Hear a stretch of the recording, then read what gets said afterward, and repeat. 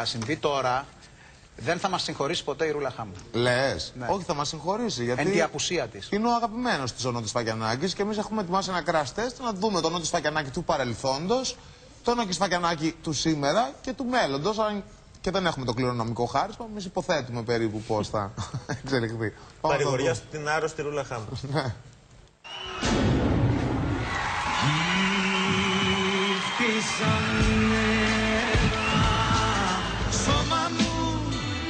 Σώμα μου φτιαγμένο από πυλό, μια μάτια σου μόνο φτάνει, είσαι ένα πιστόλι. Είναι ο άρχοντας της νύχτας. Μήπως είμαι τρελός, μήπως τα έχω καμένα, πάρτα την ψυχή και το σώμα μου, πάρτα. Ο Νότης Φακιανάκης έχει αφήσει τη δική του σφραγίδα στην ελληνική δισκογραφία. Το κοινό τον ακολουθεί πιστά όλα αυτά τα χρόνια. Όλοι του οι θαυμαστές τον προσφωνούν με το μικρό του όνομα. Κοιμόμουνα και ξύπνησα, μετανιώνω σαν την παπανούνα, μοιάζεις το Είναι απόλυτος ειλικρινής, γνωστός για την έντονη προσωπικότητά του και ιδιότροπος. Εγώ είμαι ιδιότροπος, γιατί αν δεν ήμουν ιδιότροπος και ήμουν μία από τα ίδια, δεν θα με εκτιμούσα καθόλου. Πότε ξεκίνησες να είσαι ιδιότροπος? Και γενετής, ναι, είναι γενετής αυτό το πρόβλημα. Από γεννησιμιού που λέμε. Ο Νότης Φακιανάκης έζησε τα 7 πρώτα χρόνια της ζωής του στην Κρήτη και μετά οι γονείς του χώρισαν και μετακόμισε στην ΚΟ. Αυτό που συνέβη τότε με τους γονείς μου που χώρισαν οι δρόμοι τους και ήταν το έναυσμα δηλαδή του προβλήματος εκείνου, εγώ το θυμάμαι και ήμουν 3 ετών. Με είχε η γιαγιά μου στην αγκαλιά, και θυμάμαι όλο το περιστατικό. Μεγάλωσε με τον παππού και τη γιαγιά του, ενώ κάποια μικρά χρονικά διαστήματα έζησε στη Γερμανία, όπου είχε εγκατασταθεί η μητέρα του μετά το δεύτερο γάμο της. Έζησε δύσκολα παιδικά χρόνια και σε νεαρή ηλικία εργάστηκε στην ΚΟ σαν DJ σε τοπικά κλαμπ έως το 1984. Ένα χρόνο μετά ασχολήθηκε για πρώτη φορά επαγγελματικά με το τραγούδι. Από μικρό παιδάκι πέρασα δύσκολα. Ναι, όταν ήμουνα 24 στα 25 που γνώρισα την Κύλη, η εργασία μου ήταν το καλοκαίρι και τα χρήματα ήταν πολύ λίγα. Όταν τελείωνε η περίοδος του καλοκαιριού, σταμάταγε αυτό και γινόμουν ηλεκτρολόγος με τον γαμπρό μου. Το 84 το χειμώνα ρίχναμε μπετά. Εμείς κάναμε ένα crash test στη ζωή και στην πορεία του καλλιτέχνη και όπως θα διαπιστώσετε κι εσείς, ο Νότης Φακιανάκης όλα αυτά τα 20 χρόνια που βρίσκεται στο χώρο της showbiz, τολμά και λέει την άποψή του χωρίς φόβο και με πολύ πάθος. Είναι ντόμπρος, λέει αυτά που σκέφτεται και δεν αλλάζει εύκολα γνώμη, αφού οι παλιές του δηλώσεις δεν απέχουν πολύ από τις δηλώσεις του σήμερα. Είναι σταθερός στις σταθερές αξίες. Και στις απόψεις. Στις σταθερές αξίες. Εάν θεωρώ ότι κάτι είναι αξιόλογο και το σχολιάζω σήμερα και μετά από 5 χρόνια αυτό παραμένει ως έχει, μιλάμε για την ίδια αξία, πάλι τα ίδια θα πω.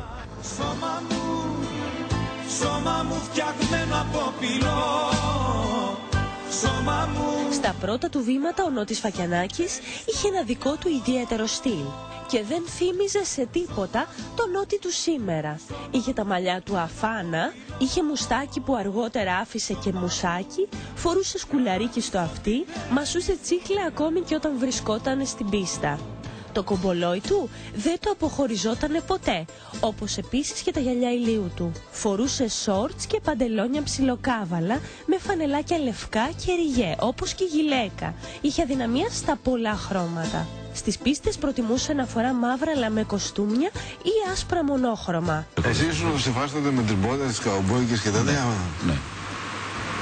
Και με το κουστούμι, γιατί δεν είχαμε, το γαμπρικό στη σκηνή. Σήμερα ο τραγουδιστής δεν έχει αλλάξει στυλ, αλλά πριν κάποια χρόνια είχε μακρύνει λίγο τα μαλλιά του. Συνεχίζει να φορά καπέλα, γυαλιά ηλίου, γυλαίκα, αλλά πλέον ο Νότης εμφανίζεται με φόρμες και αθλητικά.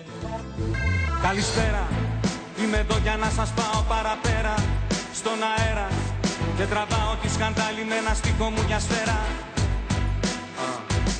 Προβληματίζομαι γιατί το αύριο αλλιώς το ραματίζομαι. Πειραματίζομαι σε ένα τετράδιο χωρίς να χρηματίζομαι. Δεν φυλακίζομαι. Όταν δίνει συνεντεύξεις, οι δηλώσεις του γίνονται θέμα συζήτησης για πολλές μέρες. Και τώρα κάποια στιγμή τραγούδισα εγώ τα πρόβατα. Ήτανε πρώτου πολέμου του Ιράκ. 1 χρόνο. Μετά από 1 χρόνο το τραγούδι το συγκεκριμένο ήταν προφητικό. Εγώ δεν ήμουν ατυχαίος που το επέλεξα. Είναι αλήθεια ότι πιστεύεις ότι οι άνθρωποι ήρθαν από το διάστημα στη γη? Ισχύει? Απόλυτα. Αυτό μπορώ να πω ότι το πιστεύω, γιατί υπάρχουν και αποδείξεις για αυτό. Αποδείξεις? Χιλιάδες χρόνια πριν έχουν ζωγραφίσει ή χαράξει πάνω σε γράφους άνθρωποι διάφορα πράγματα τα οποία δεν είχαν λογική εξήγηση τότε. Δηλαδή, άμα βλέπεις πριν από χιλιάδες χρόνια να ζωγραφίζουν έναν άνθρωπο με σκάφανδρο, πού το φαντάστηκε ο άλλος το σκάφανδρο ή τα άμυνα αντικείμενα? Πάμε λοιπόν σε ένα-ένα να δούμε τα σπίτια σου. Μας έβαλε σε αυτό το σπίτι και το βλέπουμε. Έχει ένα στυλ γνωσό, μου θυμίζει εμένα. Ναι, έχω χαρακτηριστικά βάλει στο σπίτι μας της Γνωσού, γιατί η Γνωσός είναι το παλαιότερο μου σπίτι, είναι το σπίτι των προγόνων μου, είναι του Κρήτη, ο τόπος που γεννήθηκα. Φασίστες είναι. Όταν απαγορεύουν σε έναν τραγουδιστή να έχει γνώμη, φασίστες είναι.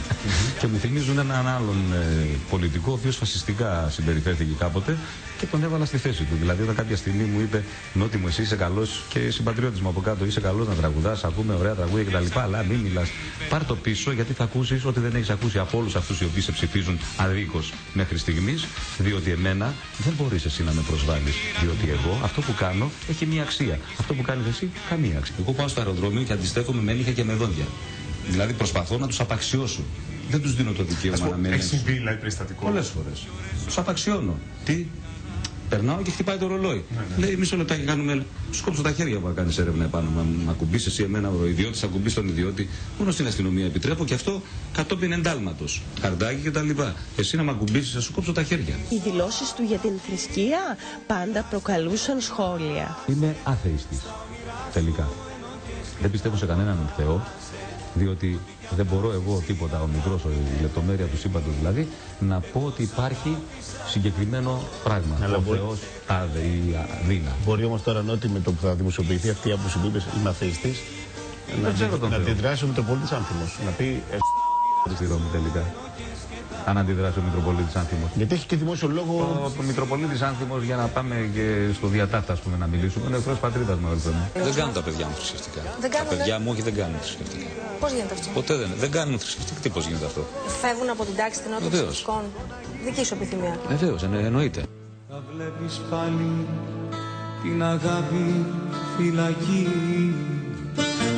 Μια περίοδο ενοχλούνταν όταν του πετούσαν λουλούδια στην πίστα. Όταν κάποια στιγμή, θυμάμαι στον Γκάζι το 1995, ήρθε ένας μεγάλο τύπος, να πούμε, ο οποίος από αυτούς που βγαίνουν έξω και μούρι και τα αυτά και υπάρχουν παντού και τους γράφουν στα κοσμικά περιοδικά και παίρνει από το διάδρομο, όπως ήταν η κοπέλα με τα λουλούδια, παίρνει τους δίσκους και όπως έρχεται και τραγουδά, εγώ πάπουν τα πετάει πάνω, αλλά με αυτόν τον απαξιωτικό τρόπο, δηλαδή σε πληρώνω. Η επόμενη κίνηση ήταν μόλις κάθισε, καθόταν με μια πολύ μεγάλη έτσι παρέα, με έναν ιδιοκτήτη μεγάλου σταθμού και τα αυτά. Παίρνω και εγώ τους δίσκους και αυτά και τα πέταξα στη μούρη για να τελειώνουμε.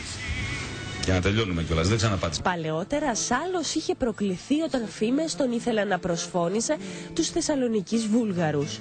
Αυτό τον απαρήγαγε ένας ραδιοφωνικός παραγωγός της πόλης, αφού το θεώρησε ως γεγονός. Συγκεκριμένα ανέφερε ότι ο Νότης παρακάλεσε 2 κοπέλες που χόρευαν πάνω στο τραπέζι να κατέβουν. Αυτές, λέει, δεν άκουσαν και τότε ο Νότης τους ρώτησε: «Μήπως θέλετε να σας το πω στα βουλγάρικα?» Είναι ένας ραδιοτηλεοπτικός σταθμός στη Θεσσαλονίκη, όπου μέσα στην εκπομπή ο δημοσιογράφος ισχυρίζεται στον επιχειρηματία, ο οποίος του λέει: δίνω 1 εκατομμύριο. Οποιοςδήποτε βρεθεί και πει ότι άκουσε κάτι με τα αυτιά του ή είδε κάτι να συμβαίνει, του δίνω 1 εκατομμύριο. Το λέω δημοσίως. Και να επιμένει ο δημοσιογράφος ότι εγώ δεν ήμουν εκεί, αλλά πιστεύω ότι ο Σφακιανάκης το έκανε. Και πάνω από την Βουλγαρία ο Σφακιανάκης δεν θα περάσει ούτε πετώντας. Δεν το δέχομαι και γι' αυτό το λόγο θα αποφαθεί η δικαιοσύνη για το ποιος έχει δίκιο. Στο παρελθόν, ο Νότης Φακιανάκης δήλωνε πως έχει μετανιώσει για κάποια συνεργασία που έχει κάνει. Οι άνθρωποι με τους οποίους μάλλον εγώ συνεργάστηκα και πάντοτε ο τρόπος που συνεργάζομαι είναι ο ίδιος, θα έλεγα. Δηλαδή αφήνομαι στους ανθρώπους, τους δείχνω εμπιστοσύνη, δίνω την ψυχή μου στο έργο που πάμε να κάνουμε παρέα. Τώρα αν εκείνη δεν είναι αντάξει της εμπιστοσύνης, της αγάπης, της φιλίας κτλ. Αποδεικνύεται εκ των υστέρων και σε αυτή την περίπτωση θα έλεγα ότι συνέβη αυτό, κάτι που με πληγώνει αρκετά, Αλλά δυστυχώς έτσι είμαστε οι άνθρωποι. Τώρα πια ο τραγουδιστής μιλά ανοιχτά για τη συνεργασία που είχε με τον Χρήστο Δάντη και την Πέγγι Ζήνα. Δεν θα έπρεπε να την έχω κάνει τη συνεργασία. Με τον Χρήστο Δάντη και την Πέγγι Ζήνα. Ναι. Δεν αναφέρομαι στους συγκεκριμένους. Δεν έχει να κάνει το μετανιώνω με τον Χρήστο και την Πέγγι όμως. Μετανιώνω και για αυτό. Για ποιο λόγο να σου πω γιατί. Διότι όταν συνεργάζεσαι με κάποιους ανθρώπους, με έναν επιχειρηματία και με κάποιους τραγουδιστές. Ναι. Και με τον επιχειρηματία συμβούν τα χίλια μύρια που σε αναγκάζουν κάποια στιγμή να διακόψεις τη συνεργασία μαζί του. Ναι. Και οι άνθρωποι οι οποίοι τραγουδούν μαζί σου, οι συνεργάτες σου, οι άμεσοι συνεργάτες σου, βγουν εκείνη τη στιγμή που σε παίρνουν το κατόπι όλα τα μέσα και σε πυροβολούν, γιατί σε είχαν στη γωνία, ήταν στην μπουκα του κανονιού σε είχαν. Και οι άμεσοι συνεργάτες σου βγουν και πούν ότι έκανες κάτι το οποίο δεν θα έπρεπε να κάνεις έτσι, θα έπρεπε να το κάνεις αλλιώς. Είναι σαν να τους δίνουν βήμα για να δικαιολογήσουν όλα αυτά που κάνουν. Δεν έχεις ξαναμιλήσει μαζί τους? Ναι, έχω μιλήσει, ναι, έχω μιλήσει. Το έχετε λύσει? Ή μέσα σου εσύ? Αυτό το έχουμε λύσει. Έγινε. Ναι, το συμβάν έγινε. Δεν παραγράφεται κάτι που γίνεται. Όχι, δηλαδή. Συγχωρείς, αλλά δεν ξεχνάς. Ακριβώς. Τον πρώτο ρόλο στη ζωή του καλλιτέχνη έχει σύζυγό στο Κύλι και τα παιδιά του Απόλλωνας και Αφροδίτη. Είσαι τρυφερός μαζί τους? Πάρα πολύ. Πολύ όμως. Δηλαδή, πολύ. Χάδια, αγκαλιές, παίζεις μαζί συνέχεια? Μόνο. Και όταν έρθει η στιγμή, υψώνω και τον τόνο της φωνής μου λίγο, δεν χρειάζεται να φωνάζω. Υψώνω τον τόνο της φωνής μου και αντιλαμβάνονται ότι εδώ κάπου έχουμε παρεκκλίνει από αυτά που είναι λογικά, δίκαια κτλ. Και κάνουν κράτη. Πες μου το μυστικό σου. Πώς ζεις 24 χρόνια με έναν άνθρωπο αρμονικά? Είναι ο άνθρωπος μου. Είναι πολλά για μένα. Είναι πάρα πολλά. Δηλαδή αυτό που νιώθει ό,τι κάνει έχει μεγάλη καρδιά. Και είναι πολύ καλός άνθρωπος. Σ' αγαπώ, σ' αγαπώ, σ' αγαπώ, μα τι θα πω. Αυτός ήταν ο Νότης Φακιανάκης. Κάποιοι τον κρίνουν αυστηρά για αυτό που είναι και άλλοι τον θαυμάζουν και τον αγαπούν για τους ίδιους λόγους. Ο αετός πεθαίνει στον αέρα. Να ξαναπείς να μην κάτω κοντά σου για να σε σταθώ. Πώς θα γυρίζεις στα δυο σπίτια αργά τη νύχτα και δεν μπορώ να σε ξεχάσω, δεν μπορώ. Άκου βρεθούμε παράλληλα, περπατάμε παράλληλα. Οι αγάπες χάνονται, σβήνουν σαν τα αστέρια. Έτσι ξεκίνησα, λοιπόν έτσι ξεκίνησα. Δεν με ρωτήσανε ζωή μας εσύ. Ένα χειροκρότημα για τον Νότη, γιατί πραγματικά αν μου επιτρέπετε, άντε καλτάριξε το Μπεκιά. Είπε ότι υπάρχουν οι άνθρωποι που τον αγαπούν και τον θαυμάζουν και οι άνθρωποι που είναι... Εγώ είμαι από αυτούς που τον αγαπώ και τον αγαπούν και τον θαυμάζουν.